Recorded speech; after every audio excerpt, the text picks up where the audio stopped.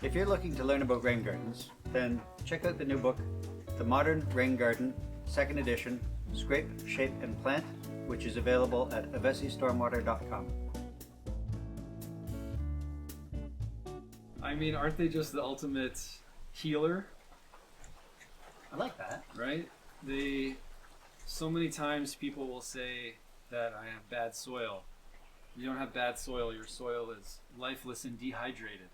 So you need to heal that with water, plants, and time.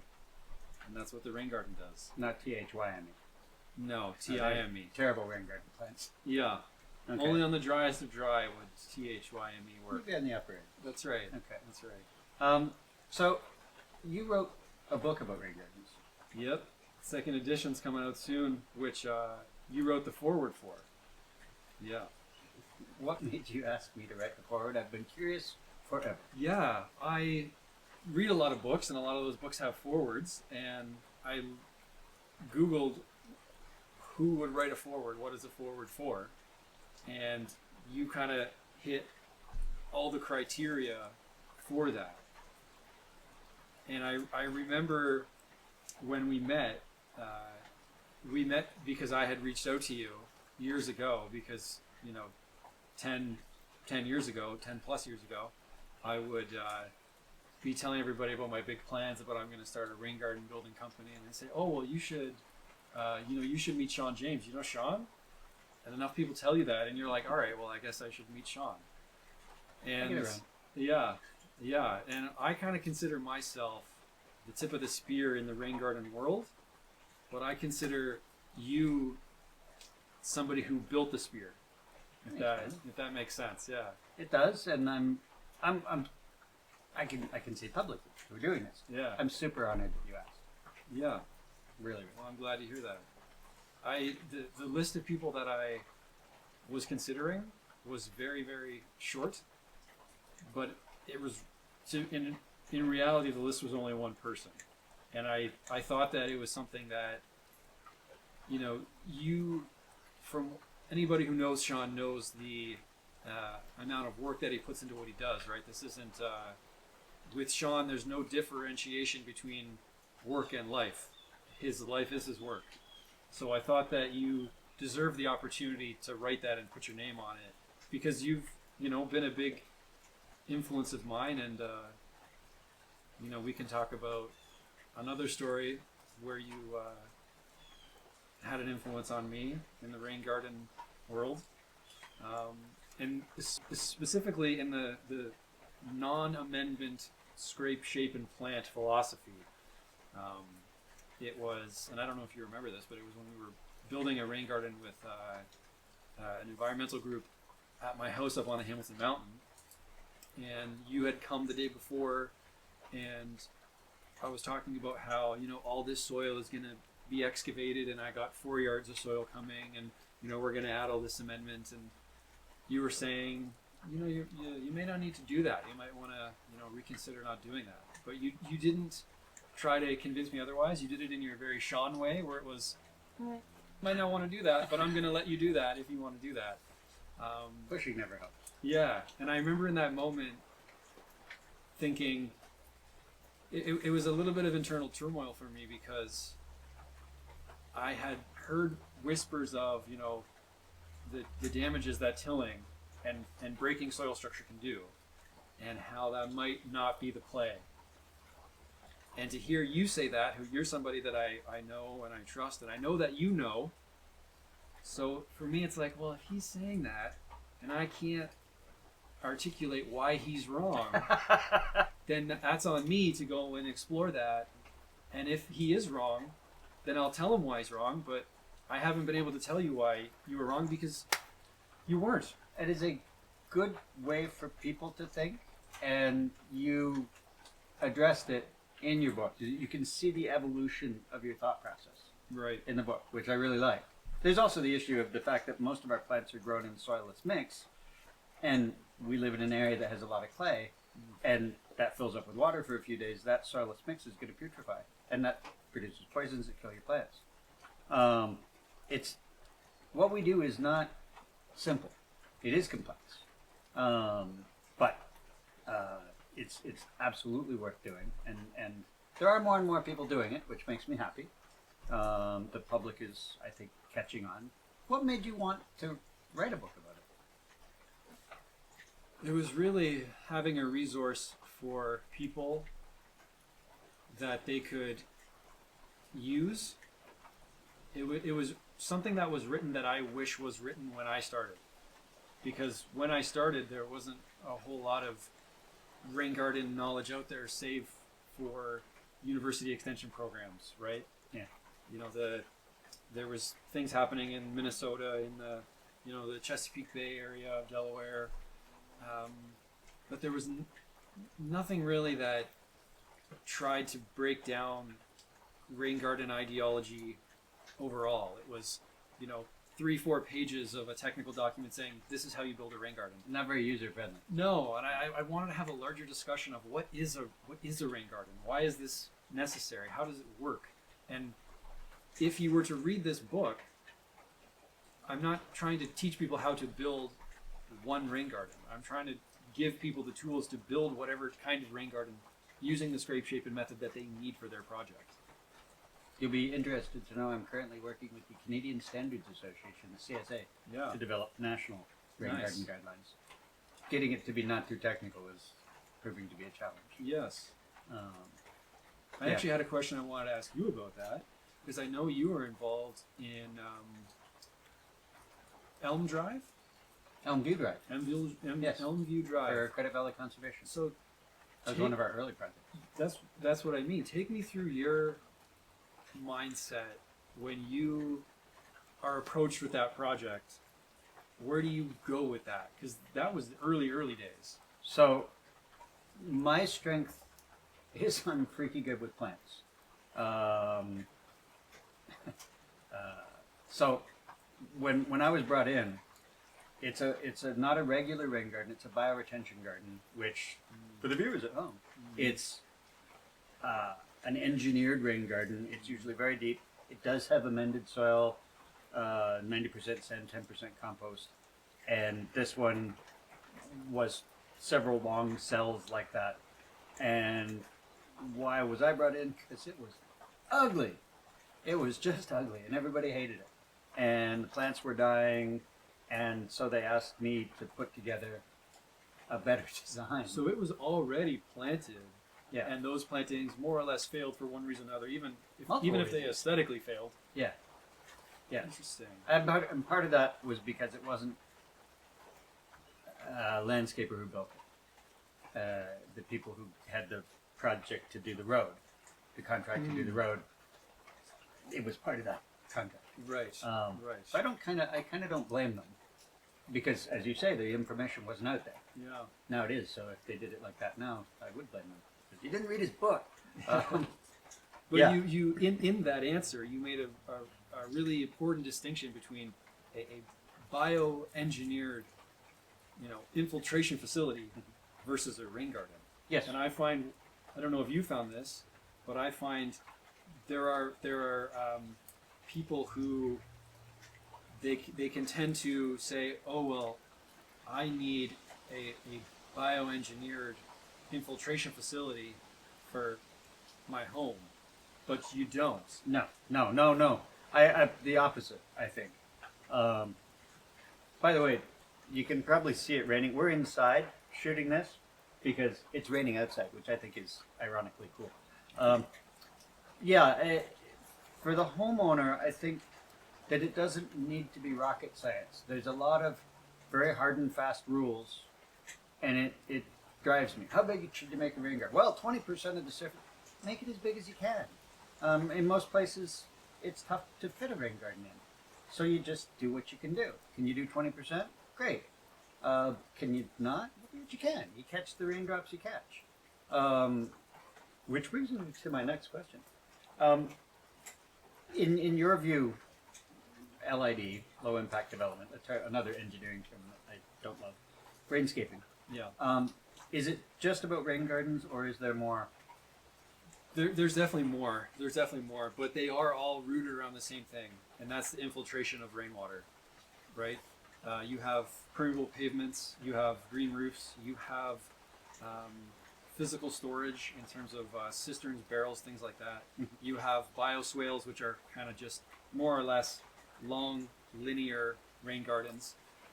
But I have, and when I started, the service offerings was all of those things plus plus plus plus plus plus plus, and then it just got whittled down to what if I just do rain gardens? What if I create a situation where I specialize in one thing so much that when people go and try to find out who, how, what about the rain gardens, there's a laser beam to me. Yeah. And that, it was, Specializing niche is the way to go. yeah, I'm the same. Native plants. yeah, And I like other plants, and I Yeah. use that. My own garden has other plants, but if you can be a specialist in something, then regardless of what the economy does, you're the go-to person. yeah. But you still use things like rain barrels in your landscapes. I do. I consider those, I call them accessory or auxiliary pieces, where a lot of times a rain barrel in itself, if we're just talking about a standard 200-liter rain barrel, that is not, I mean, how should I say this? It's very unlikely that in itself is going to be a realistic solution. Yeah. It can be a very welcome addition to a larger rainscaping scheme, but on its own, something like that is it needs more support, because once the rain barrel is full and is overflowing, how is the landscape dealing with the water? People are always looking for one solution. Yeah. I want to get rid of my lawn. What ground cover should I use? No. Yeah. You want a variety of ground covers, because if you use a bunch of things together or a bunch of solutions together, then it's less likely to fail. It's stronger. It's more resilient. Yes. Variety equals resilience. That's So right. that's I think that's something important to get across to folks. Yeah. Would you say that anyone can have a rain garden? Yes. Okay. Yeah. There's few cases where rain garden is probably not applicable, and most of the time the reason for a rain garden not being applicable is physical space constraints, where there may be foundations too close, something like that. But to your point earlier, how much space do you have? Do you have enough space on the landscape to fit something 20% of the drainage area? Well, no, I have enough space for 5%. Okay, well then do it 5%. 5%. Yeah. And then especially if you have a realistic overflow option, Mhm. that's, you're laughing. No, wait. What do you mean by that? So the overflow, and when I say that, the rain gardens that we build are typically earthen. They are made of earth. There's not a whole lot of other auxiliary components to them. So when I say an overflow or an outlet, it's really just a space that's lower than the surrounding landscape that water can leave through. Right? So if the rain garden is full and still receiving water, rather than backing up to the source, water can exit on its path. That's one of the most important things. I wanted to be sure to ask you that, Yeah. because it's one of the most important things that you say and say well, because Right. it's something a lot of people miss. Where's it going to go? Yeah. That and your repeated message about how rain barrel outflows aren't big enough. Yeah. Um, I see it all the time. Yeah, it's see it all the this versus this. Yeah. Because if you think about it, a standard downspout nowadays is 3 inches by 3 inches square. But the rain barrel overflow hose is 1.5 inches round. So you are reducing the water moving ability quite substantially. And that a lot of times is why you see water splashing out of the rain barrel. It's not because water's getting in the barrel too quickly. It's because water can't exit quickly enough. Yeah. Yeah.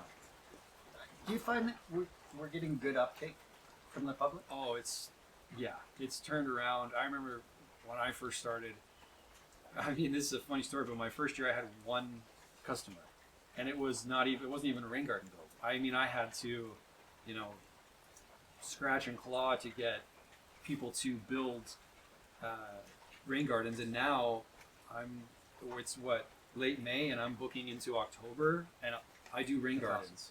That's a really good sign. It is. It is. I think I see it in. I mean, we do rain gardens as well, but I see it in our eco side of things as well. Yeah. demand is there, Yeah. which is delicious. And it's coming from all sides, because I'm sure you've seen, being a plantsman yourself, the availability of native plants in our area has skyrocketed recently, not only from small independent growers, but also from community groups who take it upon themselves to grow plants and sell plants to each other. Yep, Which I is was great. I was at the North American Native Plant Society sale at the Toronto Botanic Gardens, and then I went up to the Guelph Master Gardeners plant sale, and they're all over the place. And I use social media to promote everybody's sales, Yeah. which is very cool. Yeah. And next weekend is the Guelph Nature Society plant sale, and there's gems at each one. Yeah. Now, I've been doing this for a while, so it's like, got it. Ginseng? Yeah. Nice. Yeah, no, it's and it's packed. Like Yeah, they sell out quickly. Like I'm from Hamilton. combat. And down there, groups will put on sales, and they'll be like, okay, we're here selling from 10 to 4, and then noon comes around, and they're like, well, we're sold out. So it's, Yeah. but it has to be that way. It has to be. It has to. It's a culture. It's a cultural shift of people looking at their landscape and saying, I care about how I use my land. I care about the plants, animals, insects, the life that's happening in my landscape. And we were kind of alluding to this before, but it's not really about building a garden. It's about creating an ecosystem. And within that, you can house rain gardens, and they can help bolster the ecosystem. We're seeing it in people who are getting into the profession as well. They're getting in because they want to fix things. Homeowners are going, how can we use our yard for more than just throwing a stick to the dog? And I think one of the things that we often miss is that it's got to be beautiful. We need people to uptake these ideas. It's got to be pretty. If it isn't pretty, people won't buy in. Yeah. I drove past a native garden the other day that really just looked uninhabited. It looked like there was no one living at the house, and Yeah. that's not spectacular. Yeah. To that point, I think that was one of my early struggles. Was I didn't care about that, because I come from the school of ecology, where we don't look at this plant and say, do we like the way it looks? That's not even considered. We're only looking at the plant in terms of, what does it look like, so I can identify, is it this one, or this one? We're not looking at what does it look like, saying, do I like it? Yeah. Right? But that is important, and that is part of it. And my whole knowledge base around plants was rocked when I met you, because I didn't know, honestly, this sounds silly, but I didn't know that people knew Latin names for plants the way that you did. People don't. Yeah, That's kind of weird. I mean, that is fair. That is fair. But I remember walking through your garden when you lived at Woodlawn. Woodward. And it was this Latin name, that Latin name, this Latin name. And I remember being like, whoa, I don't know any of this. But there are people out there who do know this, which means that it's learnable. It's a thing. Yeah. And people often say, oh, Baby I don't. step. Yeah. You don't want to. You're not going to learn the whole thing. I started learning one plant a day. That's great. It's more than most people do, and more than a lot of people in our profession do. Yeah. But that's changing too. There's a lot more people in our world. Landscape Ontario has a whole environmental projects committee again, which is great. Yeah. The people on the board there, several of them are pushing pushing the elimination of sale of invasive species, Yeah. pushing reduction of salt and, Yep. and reduction of water use in the landscape. There's a lot of good Yeah. being done, which is cool. And I think social media gets part of the blame for that, because a lot of those people I now know have been around for a while and have been doing that, but quietly. Right. But every time you encounter someone through social media, or at a trade show or anything, and they go, "Really, you're doing that too?" Then that gives us permission to be more open about it, to trumpet about what we do. Yeah, We're yeah. Canadian, we sit quietly in the corner and wait for people to notice us. Yeah. I'm speaking next week at the Brooklyn Whitby Horticultural Society, Sure. and they meet in the church. Most horticultural societies meet in the church. Yep. And you speak in the basement. the Yeah. good sound system upstairs at this Yeah. church. Right. So you stand at the pulpit. It's really weird. Wow. And so I use the word proselytize. Seemed like the right place, certainly Okay. the right time. Go Yeah. and proselytize about gardening. Yes. And how good it is. Be evangelical. Yeah, Yeah. absolutely. Absolutely. Yeah. Which your book does well, I think, and are sales good? Yeah. The first one sold well. I haven't released the second one yet. It's coming. It's coming. But the first one sold well. My goal with that one was I used it to meet people. Like there are some landscape designers that I really look up to in the United States that I just sent them the book, and I said, hey, Yeah. like What'd let you me think? know an address to send Yeah. it to, and I'll send it to you. And even if they didn't give me any thoughts on it, even if they didn't say this is good or this is bad, at least now they know me, and I wasn't. That's a great way to build a network. It really is. Was, and it wasn't. There's a difference between reaching out and saying, "Hey, Sean, I can do this for you. You let me know what you need. I'll do that for you." There's a difference between that and saying, "Hey, here's this thing that I wrote. Let me send it to you, and you can check it out." That's true. Right? That's Like that's and for young people, it's you have to find a way if you're looking to meet other people or to be mentored. Show initiative beyond baseline. Hi, my name is. Right. It has to be. Here's something that I've produced. Would something like this work for you? Mhm. Or what? Like, do you think this can help you at all? Or I Yeah, see and that that's you're. not being pushy too. That's a good way to Yeah. get the information out there. Yeah. To wrap things up, because actually my barn's leaking a little bit and I've got water dribbling on me. I've noticed. No, you're in the good. You're in the tarp pit. Yeah. Where can people get the book?